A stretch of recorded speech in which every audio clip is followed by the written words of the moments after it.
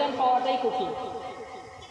আমরা অনেক এখানে গার্জেন আছি, আমরা চাই আমার ছেলে ব্যারিস্টার হোক, আমার ছেলে উকিল হোক, আমার ছেলে ডাক্তার হোক, আমার ছেলে ইঞ্জিনিয়ার হোক, আমার ছেলে বড় উচ্চ র্যাঙ্কের চাকরিজীবী হোক, কিন্তু কোনো পিতামাতা চায় না আমার ছেলে একজন কোরআনের হাফেজ হোক। কথা বলেন না কেন? চান?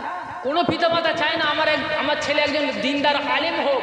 আলেম হলে ওই পিতা দুনিয়ার জমিন থেকে মৃত্যুবরণ করার পরে সে যতটা কোরআনের আয়াত তেলাওয়াত যেখানেই ওয়াজ নসিহত করতে যাবে, যেখানেই বর্ণনা দিতে যাবে, যতগুলো সব ওই পিতামাতা কবরে শুয়ে শুয়ে পেতে থাকবে। একবার জোরে বলে।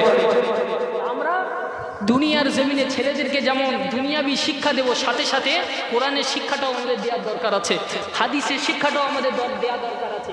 আপনি যত ছেলে মেয়েকে দ্বীনি ইলম শিক্ষা দান করবেন, তত ওই সমস্ত সবগুলো পিতামাতার কবরে আল্লাহ পাক রব্বুল আলামিন সওয়াব হিসেবে তাদের কবরে